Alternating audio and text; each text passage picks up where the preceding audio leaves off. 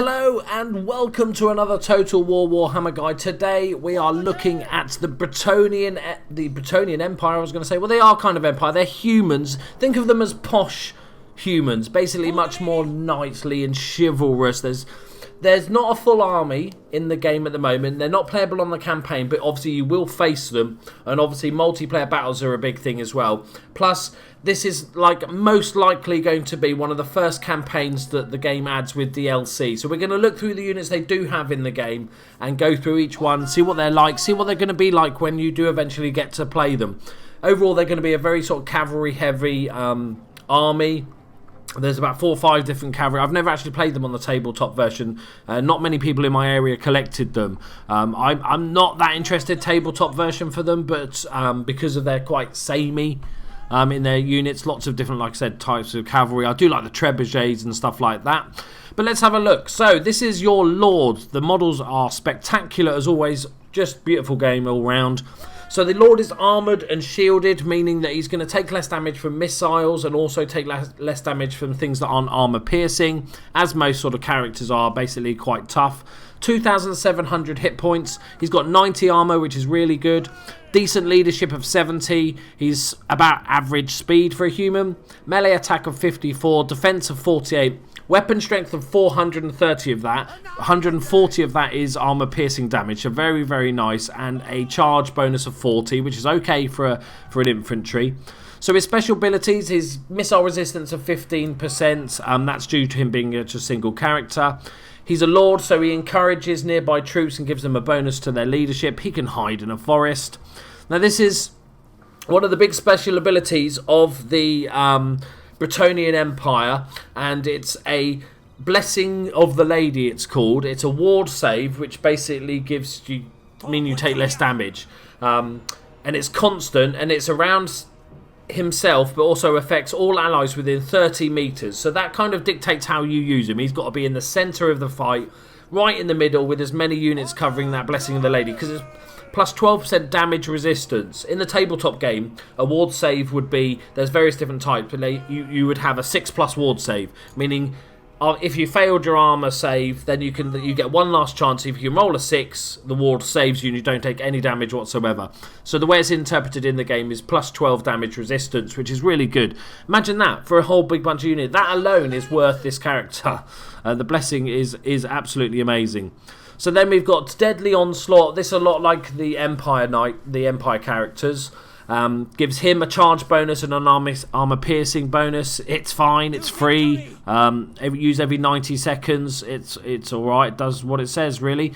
The Foe Seeker is a speed and vigor enhancement. This is okay if you want to get around the battlefield quicker, if you need to engage a different unit on the other side, just to give yourself that speed boost and also that stamina boost.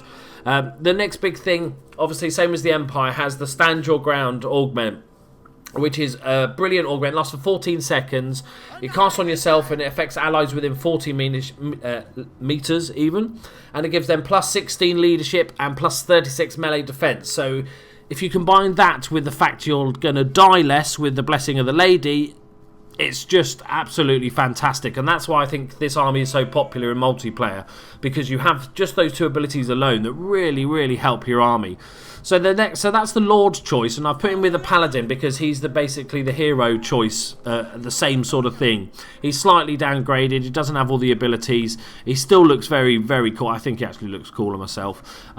So we'll compare the two. So he's armor and shielded like his better brother. He's got 250 odd less hit points, same armor, 5 less leadership, same amount of speed. He does a little bit melee attack and melee defense, a little bit lower, damage a little bit lower, same amount of charge bonus. So very similar, just a minor downgrades on all those things. So his individual abilities, he's got the missile resistance 15% because he's still got the encourage, leadership, all those things. He's got the Deadly Onslaught bonus, which is that charge and the armor piercing damage, and he's also got the Foe Seeker. The problem with this guy is that by far the 2 most valuable things that this character has is the Stand Your Ground and the Blessing of the Lady. This guy doesn't have, and this is why unlike most heroes we've looked at, where you can sort of see, okay, I can see why you'd use that sort of downgraded version and maybe leading a smaller army or something like that, or with him. I just unless I had to, I just wouldn't use him. I'd always pick that Lord choice.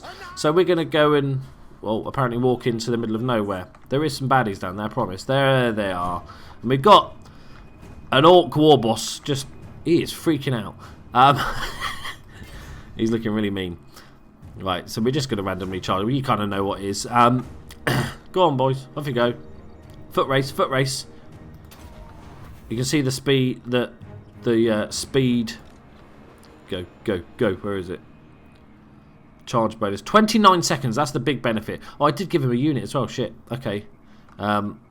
Goblins. Okay. So, Paladin, you can take that guy. You can take that guy. And then we'll all live happily ever after. So, as you can see, the speed bonus now is really kicking in. And he is flying away. He's going to get there first and die. Brilliant. They're only goblins, though. So, you know, goblins are just basically sort of punching bags. Lovely models. So the way we'd use these, both the same way, but I kind of just wouldn't use the Paladin, to be honest. Come on, get a shift on, son. Get a shift on. What am I doing? What am I doing? You and you. Yeah. I've got the blood splatter mod. That's why you're seeing the blood and gore and stuff like that. I did do a review on it if you want to check it out. But so the way I'd use these in battle is pretty clear. I wouldn't really use the Paladin unless I had no other choice, and I'd use the main man himself, the Lord, as the centre pin of my entire army. So I'd have my battle line set up. I'd have him right in the middle. I'd have him getting stuck in because he's a pretty decent fighter. But the main thing is just the blessing of the lady and the stand your ground. Just absolutely fantastic. So we're just going to charge it. I like the way their war boss is just like, yeah, there we go. So our Lord's charging in to help out the Paladin because he knows he's useless. Like, the Paladin still has a use. You know, he's a Paladin. He's a decent fighter. He can help out and stuff like that. But those two abilities are just so much more useful. There you go, guys. There's my mini guide. Basically, use the Lord. He's really good. Yeah. Paladin, he's alright. He can fight stuff. Brilliant. Thank you very much for watching, guys. I'm going to do all the Bretonians. Please check out my other Warhammer army guides. I've done every single unit in the game, and now I'm working on Bretonians, and then we're going to do some more exciting stuff with the tactics and the friendly fire guides that I've already done. So go check out those. Hit the like button if you enjoyed it. Subscribe if you're new, and I'll see you in the next one, guys. Thank you very much. Bye-bye.